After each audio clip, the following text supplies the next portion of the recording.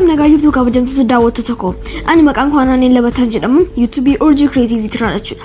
Arraba waan adda tokkoon qabadhee dhufeera. Innis oduu durii bareedduu tokkodha. Oduu durii namoonni beektan jiraachuu dandeessu. Anis oduu durii bareedduu tokkoon isiniif qabadhee dhufeera. Amma dhumaatti na duukaa bu'aa. Isa dura garuu YouTube koo kanneen subscribe gochuudhaan bilbila ishee bira jirtu sanatti immoo gurra lama baasan siin jedha jechuudha. Walumaan gara oduu durii kootti adabaru.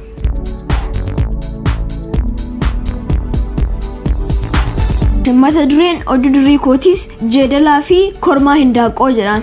Kormaan hindaaqqoo kan uummata ganda baadiyyaa tokko ture. Kormaan kun wayita lafti bari'u iyyuudhaan uummata gandicha jiraatan irriba keessaa dammaqsa tureen. Kan inni jiraatu mana abbaan isaa jiraachaa ture keessa ture. Abbaa isaa qophaa otoo hin ta'in akaakayyuun abaabileenii fi warri dulloomanii du'an hundi manichuma keessa jiraatu turan. Gaaf tokko muka irra taa'ee jaalallee isaa utuu eeguutti jiru jeedallee yookiin waangoo diimaa tokko wayita qaxxisaa gama isaa dhufu arge.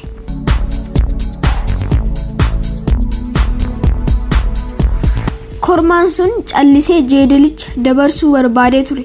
Sardiidichi garuu miidhagina kormaa sanaatiin waan booji'ameef muka kormaan sun irra taa'ee jiru jala taa'ee sagalee isaa bareechee itti haasa'uu eegale. Obbo Lukkuu, ati iji kee, arrabni kee akkasumas bifti kees baay'ee miidhaga jedheen jeedalichi. Abbaa keenan beekan ture. Isaan lukkuu beekaa turan. Waan gaggaarii isaan sanyii isaanii hundumaaf hojjetan sitti himee fixuu hin danda'u. Yeroo kana lukkuun kormaa sun morma isaa gama tokkotti jallisee ija isaa libsataa dhaggeeffachuutti jira ture. Sagaleen abbaa kees ajaa'ibsiisaa ture jedheen itti fufee jeedalichi. Sagaleen abbaa keetii akka muuziqaa nama booji'a ture. Wayita isaan iyyan utuu dhageessee jiraattee ergamoota yookiin maleeka waaqaatu konsartii muuziqaa dhiyeessutti jira jette malee lukkuutu iyyuutti jira jettee hin yaaddu jedhe jeedalichi. Jeedalichi xinnoo ture immoo lukkichaan akkas jedhe. Sagaleen kee akka sagalee abbaa keetii miidhaga taanaan utuu na dhageessifte baay'een jaalladha jedhe obbo Lukkuudhaan jeedalli.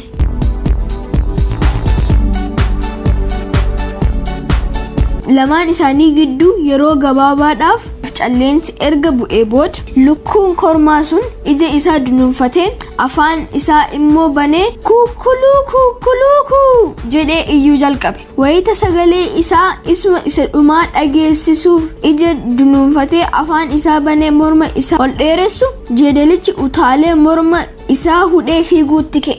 Battaluma sanatti lukkuun kormaa sun jeedalaan qabamee iyyuutti kan jiru ta'uu isaa namootni arganii fi dhaga'an wal waamanii kallatti jeedalichi fiiguutti jiru irra kaachuu eegalan. Jeedalli lukkuu keenya qabate fiigaa jedhanii wajjin fiiguutti ka'an.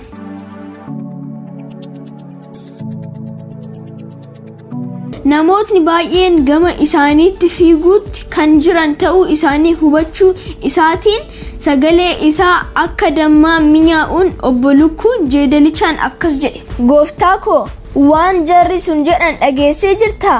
Jeedaloon lukkuu keenya hatee fiiguutti jira siin jechuutti jiran. Ani kan keeti malee gonkumaa kan isaanii ta'ee hin beeku. Ati qabeenyuma kee baattee deemuutti jirta. Ati hattuu miti. Sagalee kee ol fuudhiitii jarreen gowwaa sanatti ani kan kee ta'uu kiyya itti himi gooftaa koo jedhe lukkuun kormaa sun. Jeedalichis akkuma lukkuun kormaa sun itti hime afaan isaa banee huruu isaa immoo gara waaqaatti ol laabee namoota isa ari'uutti jiraniin akkas jedhe. Kun kormaa hindaaqqoo kiyyaadha. Maal taatanii na ariituu? jedhe. Kanuma dubbatee wayita deebisee afaan isaa cufuuf jedhu lukkuun kormaa sun afaan isaa keessa hin jiru.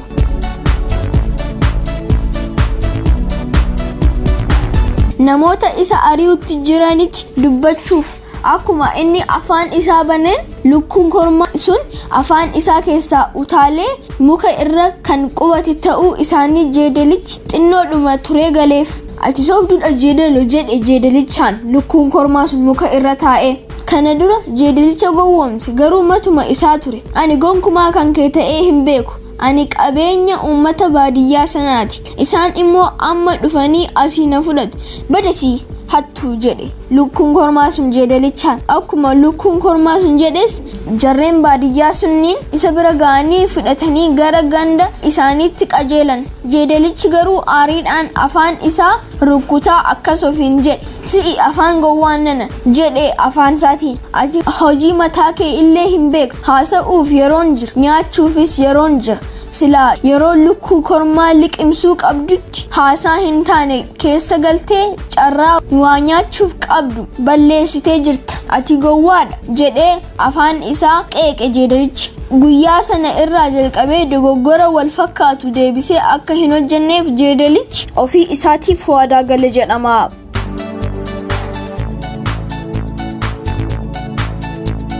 Egaan kabajamtoota daawwattoota oduu durii ani isiniif qabadhee dhufe kana fakkaata. Oduu durii biraatiin hanga wal arginutti subscribe, share, like gochuun dagatina. Waan dhaggeeffattaniif guddaa galatooma. Horaa bulaa.